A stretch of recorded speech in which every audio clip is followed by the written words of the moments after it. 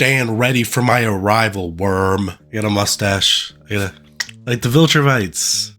I regret this. So we finally arrived at the end of season 3 of Invincible. And all I have to say right now is, what the fuck was that? Anyways, now it is time to review one of my favorite animated shows right now. It's hard to make like these intricate intros, so I think I'm probably just gonna do something like, I am omning it. I am omning it so good. Whoa, that's what I'm talking about. You need to goon, Mark. Goon. Oh, yes. For Viltrum. When I started this channel, my second video that I ever made was about why everyone should watch... For fuck's sakes, what the fuck was that? So now that... What the fuck? I didn't even say it yet. I didn't even fucking... God damn it! I didn't even say it yet. I didn't even get to say it yet. Oh, fuck, I'm losing it, bro. I'm fucking losing it. So... Invincible. Ha. Got it. Okay, so... Whatever. I'll ignore it. I'll ignore it. I don't give a fuck. Has had a big influence on me since it came out 4 years ago, which is kind of crazy to say. But I think this show had an even bigger impact on pop culture in general. Everyone talks about this show now, and they always share edits. They wait anticipating the next season, making guesses on what's to come, even though you can literally spoil it if you just read the comics. But reading is for nerds. Like me. I read, and guess what? I also write. So I'm like a double nerd. That's gross. That's a gross way to live. I feel that season 2 was not exactly what I was hoping for. It had its moments, but it was not as special as the first season. So when season 3 was released, I was a little worried about the quality of it. And after watching every episode, I can honestly say that story and writing wise, this show has never been better. As for the animation, I'll get to it. So first, the story. I think that every character, okay, wait, not those two specifically. So every character that matters has a really great arc in this season. I think Mark specifically is a character that I really like to watch grow throughout this whole show, honestly. He has one of the greatest character progressions in any show. Seeing how much stronger and mature he's gotten, especially when you compare him to season 1 Mark, not only mentally but physically as well, is something that I thought you would never see in animation. Don't get me wrong, there are moments where I don't think Mark learns the lessons he should be learning, or, you know, that whole thing with Cecil.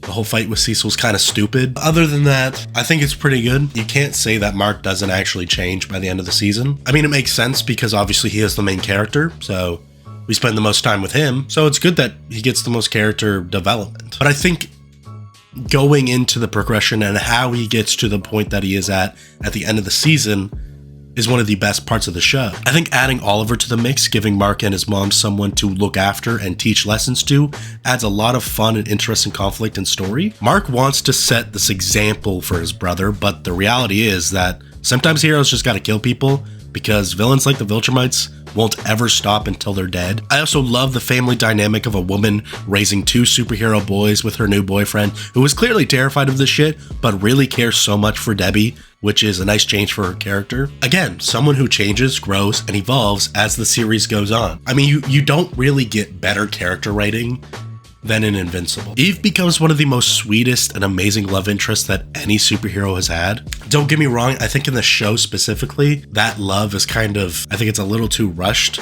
for them to get together. In the comics, it's a little bit more of a slow burn, but I still really like them together. I think I honestly prefer when my superheroes are in love with other superheroes, because that dynamic is more interesting. I feel like saying that is racist for some reason. It's like, superheroes should only date other superheroes. But it's not racist because, guess what, guys? They're not real. That's right. No, I'm sorry you had to hear this way. And also, there is no Easter Bunny, there is no Tooth Fairy, and there is no Queen of England. There is no Easter Bunny, there is no Tooth Fairy, and there is no Queen of England. And then there's El Mortal and Dupla Loser. Just kidding, they're fine, but they're just kind of there. Bro yaps about needing to be better, but literally loses every fight. And that Duplicate is basically just on his side so she can get Abraham Lincoln's cock. Oh, you're retiring? what are we gonna do? What are we gonna do? Who's gonna keep fighting and losing every fucking fight and dying all the time? What a tragedy. Ooh, having Mark have this epic Invincible war at the end of the season, it was just something I was waiting for, so I think that's why I personally enjoyed it the most. I think that Stephen Yeun did such a good job playing different versions of himself, and then to follow this huge war that basically decimated the planet with Conquest arriving, it's kind of brilliant. That's brilliant. Isn't it brilliant? Mark is literally at one of his lowest points, and then stand ready for my arrival, worm. Fuck, dude, that's sick. Now, I want to talk about the animation for a second, because obviously that's pretty important in a show that's animated. Sometimes the animation is not great. This has been an issue since season 1, but you have to remember, this is 8 episodes that are 45 minutes each of animation. Animators are not given all the time in the world to finish it to perfection. Unfortunately, these guys and gals have deadlines that they have to meet. But there are times where this show looks phenomenal. Like the last episode with Conquest, this episode rocked me to my core. Look at this one animated shot. Like, why did they go so hard here? This episode is just a 45-minute action scene. It's like, why does Oliver look so fucking sick in this shot? Also, Mark says the line that he says in the comics, and he gets to say it in this episode. I don't care how strong you are. I don't care how fast you are. I can see the future. You don't live to see tomorrow. If someone said that to my face, I would literally clench my butthole so tight that you couldn't fit a goddamn pebble in there. Then I would probably just leave, because like, no, I want to live to see tomorrow. I don't know if that's a hot take. And to finally see Mark win a fight against a Viltrumite is so uplifting, yet also very traumatic. So much has happened to him that the show honestly just takes a beat to remind you that Mark is just a guy. Like, he's just a human from Earth who happened to get these powers because his dad is an evil dictator. You know, Mark is a normal guy. He's a guy who saw multiple versions of himself come to Earth, kill a lot of the people he knew, and just destroy his home. He also had to see his girlfriend die right in front of him, and then he saw her resurrect herself. This is nothing that a human should have to go through. And also, based on my knowledge of comics, I'm pretty sure she's pregnant. That is the 20-year-old's worst fear. Am I right, fellas? Oh, brother, this guy stinks! I think the worst parts of the show aren't necessarily like horrible, terrible. They just kind of leave it out from being this perfection show. I feel like having these episodes kind of feel disconnected is very strange to the narrative. Invincible has done like these Monster of the Week episodes before, but I think in season 3, especially in season 2, but now in season 3, you start to notice them more, and it really takes away from this huge narrative that I'm more interested in. That doesn't mean that these episodes are bad. It just means that me personally, I'm not getting exactly what I love from this show. I understand that these episodes are more accurate to how the comic is written, right? A series of comics might just be different stories, and then eventually this big event. And then this big event goes into the other different stories, etc.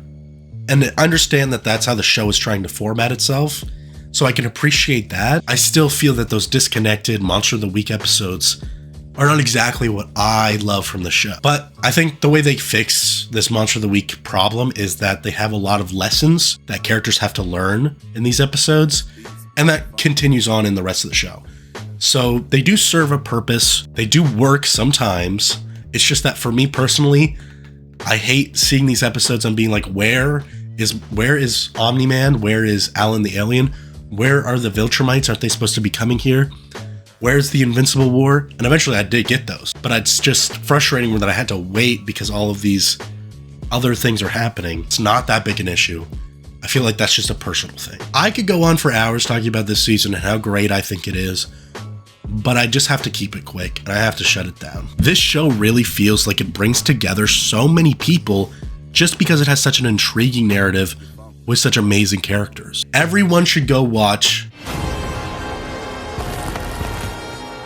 Anyways, I'm going to give Invincible Season 3 an 8.5 out of 10. I don't really think the show can ever get a 10 out of 10, but maybe the next season will surprise me. I didn't get to review Season 2, but if you want to know what I'd give that, it's more of like a 7.5. So to see how much better this season is was really surprising to me. I think the reason season 2 fell short is because it sets up all these narratives and all these story points, and payoff for certain narratives don't even happen until like the season after. But I can't really complain because this season still gave me what I love about the show: the story, the characters, the heart, the action. I still got all that. So with that, I'm going to end the video. Thank you for watching, and if you got to this point in the video, congrats, you win a free iPhone 16. Just kidding. What do you think I made of money? The best I can offer you is some free head, but not from me, from Elon Musk. So y'all should just go to him and ask him, and he will say yes, I'm sure. I mean, he seems to be doing it for Donnie. I think he's told me he's been doing it for Donnie for a little bit. So I think you guys might have a shot. Please remember to like and subscribe. Leave a comment in the comment section. I love hearing your beautiful voices in my computer. And as always, stay safe, stay healthy, stay sexy. Okay, bye. Reach